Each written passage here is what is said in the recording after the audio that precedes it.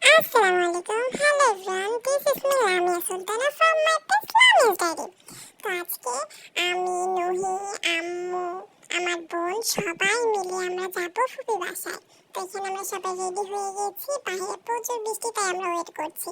তো বৃষ্টি থেমে গেছে। ওয়েদারের কি অবস্থা দেখেন, আর রোডের কি অবস্থা, আল্লাহ পুরা কাদা দিয়ে কি অবস্থা, পানি এক এক জায়গায়, খুবই খারাপ অবস্থা। তারপর আমরা অটো নিয়ে একটু আমার ফুপির বাসা এলাকায় চলে এসেছি।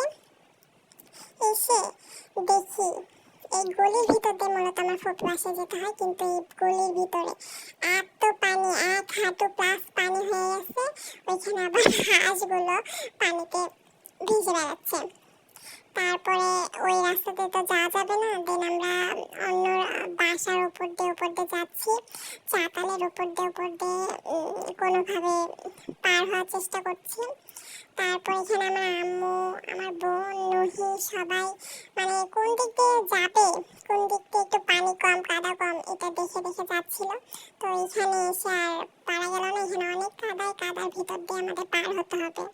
তো এখানে একে একে নুহি, তারপর আম্মু সবাই পার হয়ে যাচ্ছিল। আর নুহি আমার সাইড ব্যাগটা কেমন শেপে নিয়েছে, তো ওর ওইটা দেখে আমি বেশ অবাক হয়েছি যে এটা কিভাবে নেয়, আগে কোনোদিন দেখিনি, তবে দেখতেও কি ভালো লাগছিল।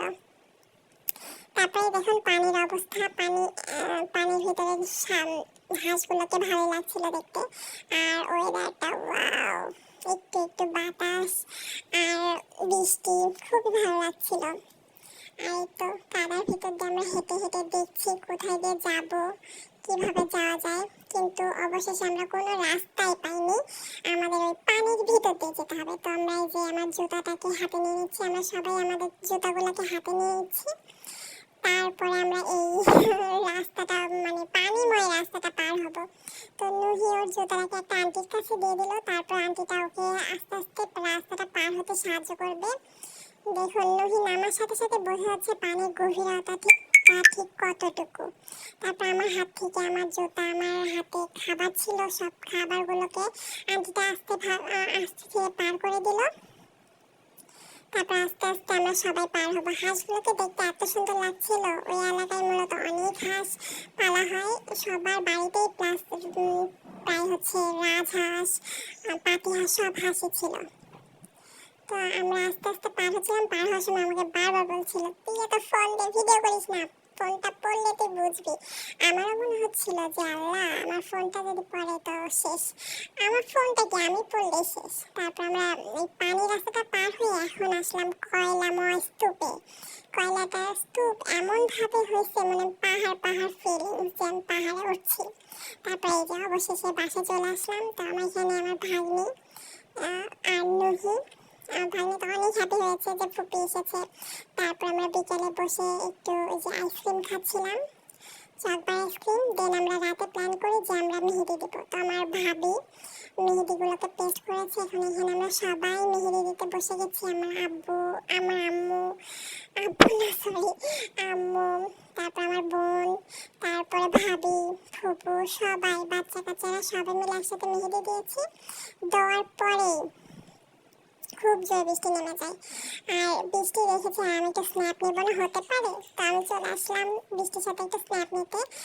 তো স্ন্যাপ না শেষ, এখন এই তো আমার 2 হাতে ফুল মেহেদি দিয়ে দিয়েছি। দেওয়ার পরে আমাকে কেমন লাগছে আপনারা কমেন্ট করে জানাবেন, আমি তো জানি আমাকে অনেক ভালো লাগছে। তো মেহেদি কালারটাও বেশ সুন্দর আসছিল, মাশাআল্লাহ মাশাআল্লাহ মাশাআল্লাহ, অনেক সুন্দর আসছিল। তারপরে একটু দেখুন প্রকৃতির সাথে আমার মেহেদির কালারটাকে আমি একটু স্ন্যাপ নিয়ে নিয়েছি ভিডিও করার জন্য। একদম হাতগুলোকে নিয়ে দেখছি আমার হাতে কত সুন্দর লাগছে কালারটা। এই কালারটা আস্তে আস্তে আরও গাঢ় হবে। তারপরে তো আমরা সবাই মিলে একটু গল্প করছিলাম আর বৃষ্টি দেখছিলাম, বাইরে বাতাস দেখছিলাম। দেখতে দেখতে আমার হাতটাকে আমি আর একটু দেখাচ্ছিলাম যে আমার হাতের রঙটা আর একটু গাঢ় হচ্ছে আস্তে আস্তে। তো আমি মেহেদি দেওয়ার পরে, তুলে ফেলার পরে সরিষার তেল দিয়ে রেখেছিলাম, এটা নাকি রঙটা আরও গাঢ় হয় আস্তে আস্তে। তারপরে আমরা সবাই মিলে গল্প করছিলাম আর বাদাম খাচ্ছিলাম। বাদামেরও একটা স্ন্যাপ নিয়ে নিয়েছি। এই তো বাদাম কাঁচা বাদাম, না না না না, এটা ভাজা বাদাম। তারপরে আমার সকাল হয়ে গেল। সকালে তোমার ফুফুতো ভাইয়েরা সবাই খিচুড়ি আয়োজন করেছিল, খিচুড়ি রান্না করেছিল। আমাদের বাসায় অনেক গেস্ট ছিল। এই তো আমার ভাইয়া রান্না করছিল, ভাইয়ারাই সবাই একসাথে রান্না করেছে, মেয়েরা কোনো কাজ করেনি। তারপরে এখানে যে সব আন্টিরা আলু ছিলে নিচ্ছিল, বগুড়ার ঐতিহ্যবাহী আলুর ঘাটি হবে আজকে। আলু মাংস দিয়ে, গরুর মাংস দিয়ে রান্না হবে আলু ঘাটি। এটা আমাদের বগুড়ার ঐতিহ্যবাহী খাবার, এটা সবার ফেভারিট। তারপর আমি রান্না দেখছিলাম আর এই ফুলগুলো একটা স্ন্যাপ নিয়ে নিচ্ছিলাম। তারপরে এই যে দুপুর হয়ে গেছে আর পরিবেশটা অনেক সুন্দর ছিল। এখানে বাইরে সবাই বসেছিল, এখানে খেতে দেওয়া হবে। আমাদের বাড়ির আশেপাশে সবাইকে, কয়েকজনকে দাওয়াত দেওয়া হয়েছিল, সবাই একসাথে বসে খাবো। তারপরে এই যে আলু ঘাটি হয়ে গেছে, এখন আলু ঘাটি সবাইকে সার্ভ করা হচ্ছে। আর তোমার ভাইয়ারা সবাইকে দিয়ে দিচ্ছিল প্লেটে প্লেটে। আমার এই যে আমার ভাগ্নিটা খাবে, ওকে খাওয়াই দিচ্ছে আমার ফুপু। তো একটু স্ন্যাপ নিলাম যে আলু ঘাটিটা কেমন আপনাদেরকে দেখায়, তার জন্য। খাওয়ার সময় ভিডিও করা হয়নি এর জন্য। তারপরে এই তো ফুল, আর খেতে খেতে এত জোরে বৃষ্টি নামছে, আল্লাহ কোনোভাবে এখান থেকে উঠে মানে রুমে এসেছে এই অবস্থা। তবে খাবারটা অনেক মজা ছিল, খেয়েছি আলহামদুলিল্লাহ। তারপরে এই যে বৃষ্টির ভিতর জবা ফুলগুলোকে আমি একটু স্ন্যাপ নিয়ে নিচ্ছি। আমার